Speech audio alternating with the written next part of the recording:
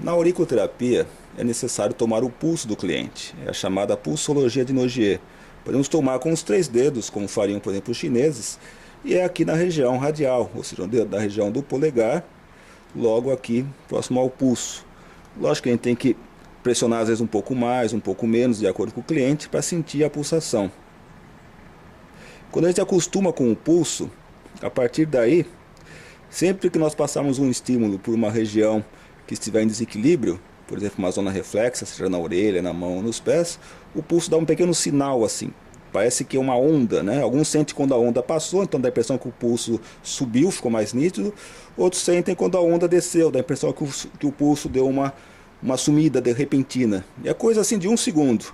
Isso já é suficiente para nós sabermos escolher, digamos assim, o local exato de onde fazer as aplicações. Continuando tomando o pulso, eu estou aqui com uma ponta metálica. Isso aqui é um bastão, um palpador de pressão vendido em qualquer loja de acupuntura. Ele tem uma molinha aqui, ele não fura. Poderia ser outra ponta metálica. A ideia é funcionar como se fosse uma anteninha, digamos assim. E eu vou pesquisar aqui, lembrando que é uma zona reflexa. Até a gente pode imaginar que um bebezinho de cabeça para baixo, aqui estaria a cabeça, aqui estaria toda a região da coluna, tá vendo? O pescoço, meio das costas, lombar. Aqui estaria a mão, aqui estaria os pés, as pernas, aqui os órgãos internos. Nós vamos nos ater ao que seria equivalente aos meridianos em relação aos 5 movimentos chineses.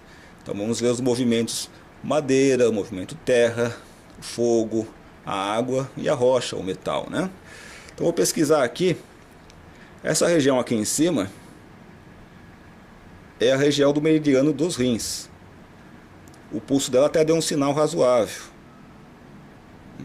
De repente poderia ser uma cliente que tivesse com alguns medos, algumas questões ligadas em que ela precisa se mostrar muito forte. Poderia pegar aqui essa região. Em todo caso, vamos olhar também o que seria equivalente ao outro meridiano, a água, que é a da bexiga, que fica aqui nessa região. Não reagiu tanto quanto dos rins. Já que eu estou aqui, vamos pegar também aqui a região aqui seria do intestino delgado e intestino grosso. Então me deu uma certa reação, mas não tão forte. Vamos pegar aqui, vou até virar um pouco o rosto da cliente só por questões de câmera, jamais ia fazer uma coisa desconfortável para o cliente, né? Então aqui estou vendo a região de baço pâncreas, também bem ativa, ou seja, uma pessoa muito preocupada, muitos pensamentos, né? Aqui a região do fígado, de uma certa raiva ainda, a vesícula, mas não está ainda tão forte quanto os pensamentos. O estômago também tem a ver com também o mesmo movimento do baço pâncreas, que seria o movimento terra, também bem ativo em relação ao pulso. Pulmão, uma tristeza considerável aqui. Mas os que mais deram sinais aqui foi realmente o do baço pâncreas e o do pulmão, que são os que nós vamos trabalhar aqui. Eu continuo aqui tomando o pulso da cliente.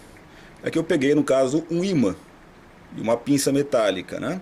A pinça metálica também poderia ser usada para localizar os pontos. O ideal é que ela tivesse uma ponta um pouquinho mais fina.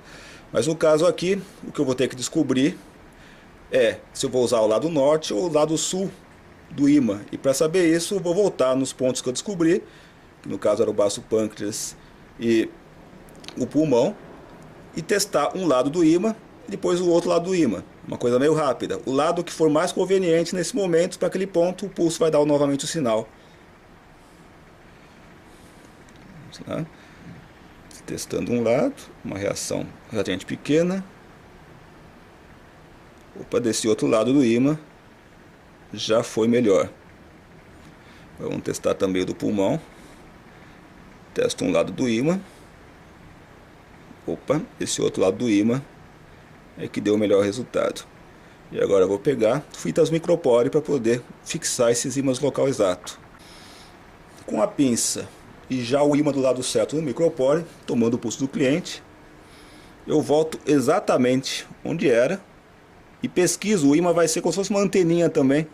Quando ele estiver exatamente em cima do ponto, ele dá o sinal mais forte. E aí eu fixo a fita. O ímã funciona tão bem quanto as agulhas, com a vantagem que ele não é dolorido. Agora tem o outro ponto, mesmo procedimento, com a fita micropore e o ímã já do lado certo, dado que foi escolhido pela pulsologia.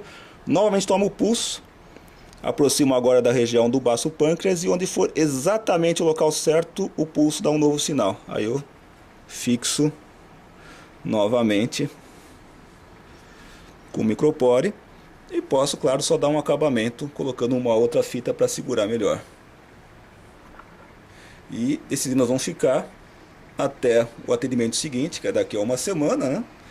Se fosse questão assim, o ideal é que a pessoa tome cuidado para não arrancar os ímãs. Se ela for esfregar um cotonete, ela vai arrancar os ímãs, ou agulhas, ou o que tivesse aqui, né? Então, mas o ideal é que ela tome banho e de repente só dê uma enxugadinha assim com a toalha, suavemente, né?